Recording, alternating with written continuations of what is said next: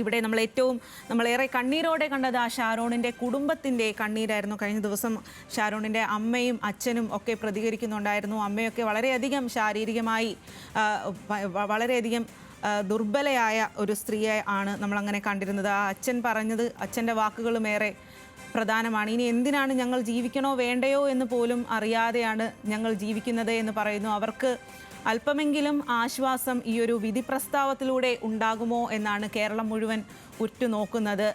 Prosecution വധശിക്ഷ വേണം എന്ന് തന്നെയാണ് പറയുന്നത്. അത് ഏറ്റവും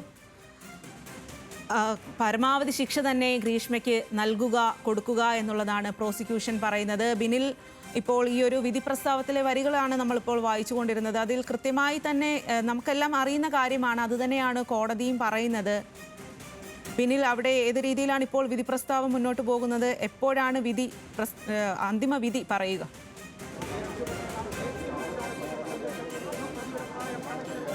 സ്വാതി, ഇതിൽ ഏറ്റവും പ്രധാനപ്പെട്ട കാര്യം നേരത്തെ ഈ പ്രതിഭാഗം ഉന്നയിച്ചത് പ്രായം പരിഗണിക്കണമെന്നാണ്. പക്ഷേ പ്രായം പരിഗണിക്കില്ല എന്നാണ് കോടതി ഇപ്പോൾ ചൂണ്ടിക്കാണിച്ചിരിക്കുന്നത്. കാരണം പ്രായം പരിഗണിക്കില്ല, പ്രതിയെ മാത്രം കണ്ടാൽ പോരാ എന്നാണ് കോടതിയുടെ കണ്ടെത്തൽ. അതോടൊപ്പം തന്നെ നേരത്തെ ഉന്നയിച്ച മറ്റൊരു കാര്യം, നേരത്തെ ഒരു തരത്തിലുള്ള കുറ്റകൃത്യത്തിലും ഗ്രീഷ്മ ഉൾപ്പെട്ടിട്ടില്ല, അതുകൊണ്ട് ശിക്ഷയിൽ ഇളവ് വേണം, കുറഞ്ഞ ശിക്ഷ നൽകണമെന്നാണ് ഇതിൽ നേരത്തെ തന്നെ പ്രതിഭാഗം ഉന്നയിക്കുകയും ചെയ്തത്. പക്ഷേ ഇക്കാര്യങ്ങളൊന്നും കോടതി പരിഗണിക്കില്ല എന്നാണ് നമുക്ക് മനസ്സിലാക്കാൻ കഴിയുന്ന കാര്യം. കോടതിയുടെ കണ്ടെത്തലുകൾ അങ്ങനെയാണ്. നേരത്തെ കുറ്റകൃത്യത്തിൽ ഉൾപ്പെട്ടില്ല എന്ന വാദവും ഉന്നയിച്ചിരുന്നു, പക്ഷേ അതും പരിഗണിക്കില്ല. അതുകൊണ്ടാണ് താൻ ആദ്യമായി ഇരയുടെ കുടുംബാംഗങ്ങളെ കോടതിക്കുള്ളിൽ ഇരിക്കാൻ അനുവദിച്ചത്. അത് നിലവിലെന്തായാലും പ്രതിയെ മാത്രം കണ്ടാൽ പോരാ എന്ന കൃത്യമായ ഒരു കാര്യം ചൂണ്ടിക്കാണിക്കുകയും ചെയ്തിട്ടുണ്ട് കോടതി. നിലവിലെന്തായാലും അത്തരം കാര്യങ്ങൾ പരിഗണിക്കില്ല. മറ്റൊന്ന് ഏറ്റവും പ്രധാനം, ഗ്രീഷ്മയുടെ വാദമെന്ന് പറയുന്നത് ഷാരോണിന്റെ ഭാഗത്ത് നിന്നും മാനസികമായി സമ്മർദ്ദമുണ്ടായിരുന്നു. ബന്ധത്തിൽ നിന്നും പിന്മാറാൻ ശ്രമിച്ചപ്പോൾ ഭീഷണിപ്പെടുത്തുകയും ഈ ദൃശ്യങ്ങളും മറ്റ് ഫോട്ടോയും ഉൾപ്പെടെ കാണിച്ച് ഭീഷണിപ്പെടുത്തി മർദ്ദിച്ചിരുന്നു എന്നുള്ള ആരോപണമാണ് നിലവിൽ ഉണ്ടായിരുന്നത്. പക്ഷേ മർദ്ദിച്ചതിന് തെളിവുകളില്ല എന്ന് കോടതി കണ്ടെത്തിയിരിക്കുന്നു. അതോടൊപ്പം തന്നെ ഷാരൂണിന്റെ ഭാഗത്ത് നിന്നും മാനസിക സമ്മർദ്ദം ഉണ്ടായിട്ടില്ല, അതിനും തെളിവുകളില്ല എന്നാണ് കോടതി കണ്ടെത്തിയിരിക്കുന്നത്. നിലവിൽ ഈ പ്രതിഭാഗം ഉന്നയിച്ച ശിക്ഷാ ഇളവിന് ഉന്നയിച്ച ഒരു കാര്യവും കോടതി പരിഗണിക്കില്ല എന്നുള്ള കാര്യമാണ് ഇപ്പോൾ പുറത്തേക്ക് വരുന്നത്. അതുകൊണ്ട് ഒരു കാര്യം ഉറപ്പിക്കാം, കടുത്ത ശിക്ഷ തന്നെ ഗ്രീഷ്മയ്ക്ക് ഉണ്ടാകും. പക്ഷേ അത് ഏത് എന്നാണ് ഇനി അറിയേണ്ടത്. നിലവിലെന്തായാലും ശിക്ഷാ ഇളവിന് പരമാവധി കുറഞ്ഞ ശിക്ഷയ്ക്ക് വേണ്ട കാര്യങ്ങൾ കോടതി പരിഗണിക്കണം എന്ന പ്രതിഭാഗത്തിന്റെ ഒരാവശ്യവും കോടതി പരിഗണിച്ചിട്ടില്ല. അത് നമുക്ക് എണ്ണമിട്ട് പറഞ്ഞാൽ, ഒന്ന് പ്രതിയുടെ പ്രായമാണ്. പ്രതിക്ക് കുറ്റകൃത്യം ചെയ്യുമ്പോൾ 22 വയസ്സാണ്, നിലവിൽ 24 വയസ്സാണ്. അക്കാര്യം ചൂണ്ടിക്കാണിച്ചിരുന്നു പ്രതിഭാഗം. പക്ഷേ ഇപ്പോൾ കോടതി പറയുന്നത് അങ്ങനെ ഈ പ്രായം പരിഗണിക്കാൻ കഴിയില്ല. കാരണം ഷാരോണിനും ജീവിച്ചിരുന്നെങ്കിൽ അതേ പ്രായമാണ്, 24 വയസ്സാണ് ഷാരോണിന് പ്രായമുണ്ടാവുക എന്ന് ചൂണ്ടിക്കാണിക്കുന്നു. എന്തായാലും കൂടുതൽ കാര്യങ്ങൾ കോടതി പുറത്തു വരുന്നു എന്നാണ് നമുക്ക് മനസ്സിലാക്കാൻ കഴിയുന്നത്. ശിക്ഷയും അടക്കമുള്ള കാര്യങ്ങളെക്കുറിച്ചാണ് ഇനി അറിയേണ്ടത്.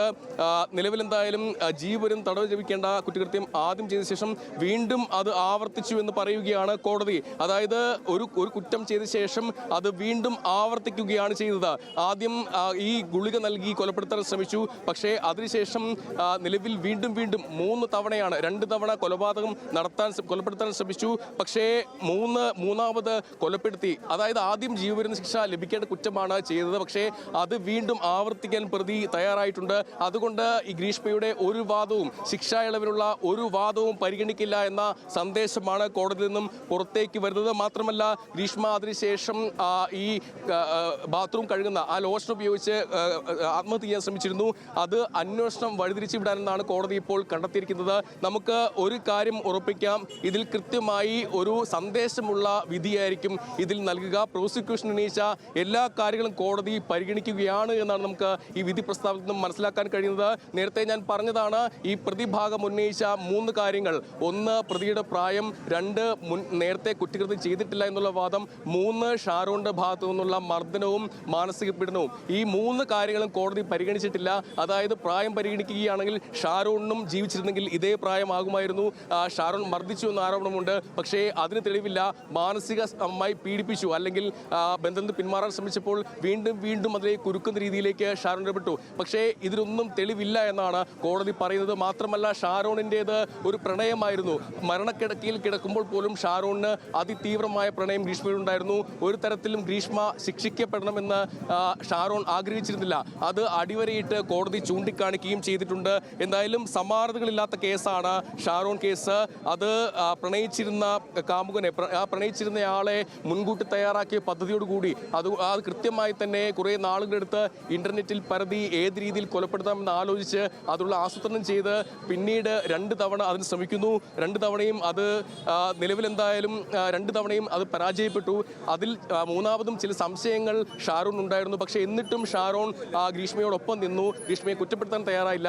ആശുപത്രിയിൽ കിടക്കുമ്പോൾ പോലും ഗ്രീഷ്മയുടെ പേര് പറഞ്ഞില്ല. ഒടുവിൽ മരണമൊഴിയിൽ മാത്രമാണ് ഇതെന്തായാലും പറഞ്ഞിട്ടുള്ളത്. നിലവിലെന്തായാലും ഗ്രീഷ്മ കൊലപ്പെടുത്താൻ ഉദ്ദേശിച്ചത് സ്ലോ പോയിസണിലൂടെയാണ് എന്ന് കോടതി കണ്ടെത്തിയിരിക്കുകയാണ്. അതായത് പതിയെ പതിയെ ഒരാളെ കൊലപ്പെടുത്തുക, സ്ലോ പോയിസണിൽ കൊലപ്പെടുത്താനുള്ള രീതിയാണ്. അതായത് ഈ കൊലപ്പെടുത്തിയ ശേഷം അതൊരു സ്വാഭാവിക മരണമായി കണ്ടെത്തി രക്ഷപ്പെടാനുള്ള ശ്രമം ഗ്രീഷ്മയുടെ ഭാഗത്തു നിന്നും ഉണ്ടായതായി കോടതി കണ്ടെത്തിയിരിക്കുകയാണ്. നിലവിലെന്തായാലും ഗ്രീഷ്മയുടെ ഒരു രീതിയിലുള്ള ആവശ്യങ്ങളും കോടതി പരിഗണിക്കുന്നില്ല. പ്രായം പരിഗണിക്കുന്നില്ല, അതായത് വിദ്യാഭ്യാസം പരിഗണിക്കുന്നില്ല, നേരത്തെ കുറ്റകൃത്യത്തിൽ ഏർപ്പെട്ടിട്ടില്ല എന്ന വാദം പരിഗണിക്കുന്നില്ല, ഷാരോണിനെതിരായ ആരോപണങ്ങൾ ഒന്നും പരിഗണിക്കുന്നില്ല. ഒരു കാര്യം ഉറപ്പാണ്, മികച്ച വ്യക്തമായ സന്ദേശമുള്ള ഒരു വിധിയായിരിക്കും നിലവിൽ എന്തായാലും ഉണ്ടാവാൻ പോവുക. നമുക്ക് എന്തായാലും കോടതിക്കുള്ളിൽ വിധി പറയുന്ന കോടതിക്കുള്ളിൽ അനൂവീസ് ഉണ്ട്. അനൂവീസ് കൃത്യമായി തന്നെ അത് അപ്ഡേറ്റ് ചെയ്യുന്നുണ്ട്. എന്താണ് ഈ വിധി ഉണ്ടാവുക എന്നുള്ളത് അല്പസമയത്തുള്ളിൽ തന്നെ നമുക്കത് വ്യക്തമാകും. ജീവപര്യന്തമാകോ അല്ലെങ്കിൽ ഒരു പക്ഷേ വധശിക്ഷയിലടക്കം പോകുമോ, ഇത്തരം സംശയങ്ങളുണ്ട്. അത് ഈ കുടുംബം, ഷാരോണിന്റെ കുടുംബം കൃത്യമായി അത് ആവശ്യപ്പെടുകയും ചെയ്യുന്നുണ്ട്. നിലവിൽ എന്തായാലും 48 സാഹചര്യ തെളിവുകൾ തെളിഞ്ഞിട്ടുള്ളതായി കോടതി പറയുകയാണ്. ഷാരോൺ രാജ് അനുഭവിച്ച വേദനയെക്കുറിച്ച് കൂടി കോടതി ചൂണ്ടിക്കാട്ടുകയാണ്. ചെറിയ വേദനയല്ല ഷാരോൺ രാജ് അനുഭവിച്ചത്. പക്ഷേ ആ വേദനയ്ക്കുള്ളിലും തന്റെ പ്രണയത്തെ ഒരു തരത്തിലും വഞ്ചിക്കാതിരിക്കാൻ അയാൾ ശ്രമിക്കുകയും ചെയ്തു. ഗ്രീഷ്മ എന്താണോ സെർച്ച് ചെയ്തത് അത് തന്നെയാണ് ഷാരോൺ ആശുപത്രിയിൽ അനുഭവിച്ചത്. സ്ലോ പോയിസണിലൂടെ ഒരാളെ കൊലപ്പെടുത്തുക, സ്ലോ പോയിസൺ കൊലപ്പെടുത്തുമ്പോൾ ഇഞ്ചിഞ്ചായി കൊലപ്പെടുത്തുക. നമ്മൾ സാമാന്യ ഭാഷയിൽ, നാട്ടുഭാഷയിലൊക്കെ പറയുമ്പോൾ കൃത്യമായി സ്ഥിരം ഉപയോഗിക്കുന്ന ഭാഷയാണ് ഒരാളെ ഇഞ്ചിഞ്ചായി കൊലപ്പെടുത്തുക. ആ ഇഞ്ചിഞ്ചായി കൊലപ്പെടുത്തുന്ന ശ്രമമാണ് ഗ്രീഷ്മയുടെ ഭാഗത്തു നിന്നും ഉണ്ടായിട്ടുള്ളത് എന്നാണ് കോടതി പറയുന്നത്. ഗ്രീഷ്മ, നേരത്തെ ഞാൻ പറഞ്ഞു, ഗ്രീഷ്മ ഇന്റർനെറ്റിൽ സെർച്ച് ചെയ്ത ശേഷമാണ്, അവിടെ തിരഞ്ഞ ശേഷമാണ് ഈ കൊലപാതകത്തിലേക്ക് വരുന്നത്. അതുകൊണ്ട് തന്നെ നിലവിൽ എന്തായാലും അത് എന്ത് സെർച്ച് ചെയ്തു അങ്ങനെ തന്നെയാണ്, സ്ലോ പോയിസണിലൂടെയാണ് ഷാരോൺ ആശുപത്രിക്കിടയിൽ മരിക്കുകയും ചെയ്തു എന്നാണ് കോടതി പറയുന്നത്.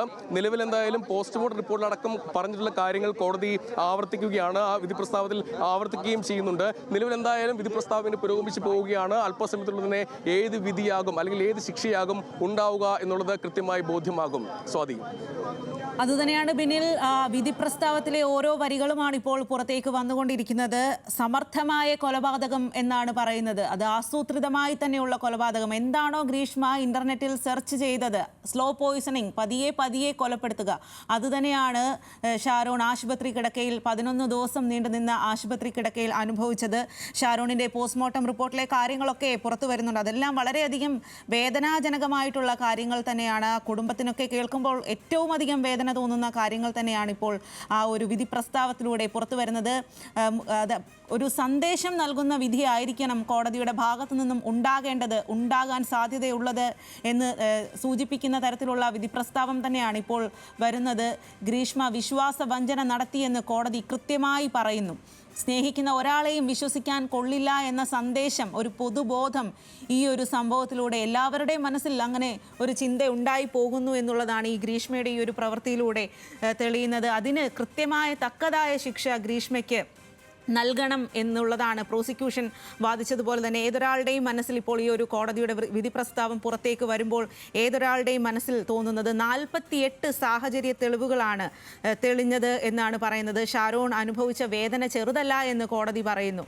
അത് ഗ്രീഷ്മയുടെ പ്രായം പരിഗണിക്കണം എന്ന് പറയുമ്പോൾ അതേ പ്രായത്തിൽ തന്നെയാണ് ഇപ്പോൾ ഷാരോൺ ഉണ്ടായിരുന്നെങ്കിൽ അതേ പ്രായം ഷാരോണിനും ഉണ്ടാകും. അപ്പോൾ ഷാരോണിൻ്റെ പ്രായവും കൃത്യമായി പരിഗണിക്കണം എന്നുള്ള കാര്യം കൂടി കോടതി പരോക്ഷമായി പറയുന്നുണ്ട്. അതുപോലെ ഷാരോൺ ഗ്രീഷ്മയെ മർദ്ദിക്കാൻ ശ്രമിച്ചു എന്നുള്ള കാര്യമാണ് പ്രധാനമായും പ്രതിഭാഗം വാദിച്ചത്.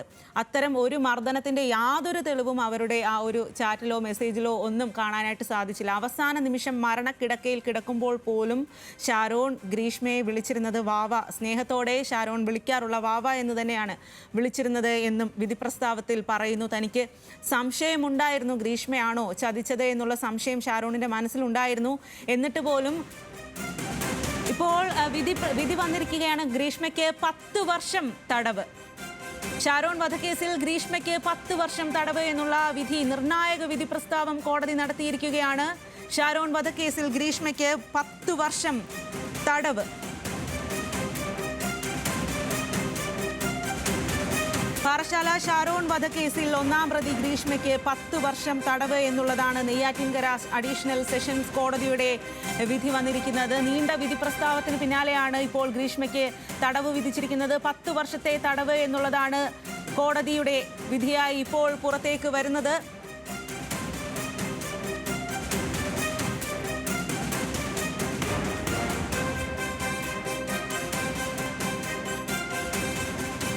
നീണ്ട വിധി പ്രസ്താവത്തിന് ശേഷമാണ് ഗ്രീഷ്മയ്ക്ക് ഇപ്പോൾ ഏറ്റവും പ്രധാനപ്പെട്ട വാർത്ത. ഗ്രീഷ്മയ്ക്ക് വധശിക്ഷ എന്നാണ് കോടതി പറയുന്നത്. 10 വർഷത്തെ തടവല്ല, ഗ്രീഷ്മയ്ക്ക് വധശിക്ഷ. പ്രോസിക്യൂഷൻ ആവശ്യപ്പെട്ടതുപോലെ തന്നെ ഗ്രീഷ്മയ്ക്ക് വധശിക്ഷ. സമാനതകളില്ലാത്ത, കേരളം കേട്ടിട്ട് പോലും ഇല്ലാത്ത ഒരു സംഭവമായിരുന്നു പാറശാല ഷാരോൺ വധക്കേസ്. അതിൽ മലയാളികളുടെ മനസ്സിലുണ്ടായിരുന്നതുപോലെ, പൊതുബോധത്തിലുണ്ടായിരുന്നതുപോലെ തന്നെ ഗ്രീഷ്മയ്ക്ക് വധശിക്ഷ തന്നെ നൽകുകയാണ് കോടതി. വളരെ നീണ്ട വിധി പ്രസ്താവത്തിന് ശേഷമാണ് കോടതി ഓരോ വരികളും വാക്കുകളും നടന്ന സംഭവങ്ങളെല്ലാം എണ്ണി പറഞ്ഞാണ് കോടതി ഇപ്പോൾ ശിക്ഷാവിധി പ്രസ്താവിച്ചിരിക്കുന്നത്. 10 വർഷം തടവ് എന്ന് പറഞ്ഞത് തട്ടിക്കൊണ്ടുപോകൽ എന്നുള്ള കേസിൽ മാത്രമാണ് 10 വർഷം തടവ്. കൊലപാതകത്തിൽ ഗ്രീഷ്മയ്ക്ക് വധശിക്ഷ തന്നെയാണ് ഇപ്പോൾ കോടതി വിധിച്ചിരിക്കുന്നത്. ഗ്രീഷ്മയുടെ പ്രോസിക്യൂഷൻ ആഗ്രഹിച്ചതുപോലെ, അതുപോലെ തന്നെ ഷാരോണിൻ്റെ കുടുംബം ആഗ്രഹിച്ചതുപോലെ എല്ലാം തന്നെ ഗ്രീഷ്മയ്ക്ക് വധശിക്ഷ, അതിൽ കുറഞ്ഞ ഒരു ശിക്ഷ ഗ്രീഷ്മ അർഹിക്കുന്നില്ല എന്ന് തന്നെയാണ് കോടതി കൃത്യമായി പറയുന്നത്. കൃത്യമായ ഒരു സന്ദേശം കൂടി കോടതി ഈ ഒരു വിധി പ്രസ്താവത്തിലൂടെ നൽകുകയാണ്. വിശ്വാസവഞ്ചന കാണിച്ചു, അതിക്രൂരമായ കൊലപാതകം നടത്തി, ഇഞ്ചിഞ്ചായി കൊലപ്പെടുത്തി, സ്ലോ പോയിസണിംഗ് നൽകി, ഇന്റർനെറ്റിൽ സെർച്ച് ചെയ്ത് എന്താണോ കണ്ടത് അത് അതേപോലെ തന്നെ നടപ്പാക്കി. സമാനതകളില്ലാത്ത വേദനയാണ് ഷാരോൺ മരണക്കിടക്കയിൽ പോലും അനുഭവിച്ചത്. അപ്പോഴൊന്നും ഷാരോൺ ഗ്രീഷ്മയെ കുറ്റക്കാരിയായി ചിത്രീകരിച്ചില്ല. അവസാന നിമിഷം വരെ അതീവമായി തന്നെ ഗ്രീഷ്മയെ ഷാരോൺ പ്രണയിച്ചു എന്നുള്ളതാണ് കോടതി കണ്ടെത്തിയത്.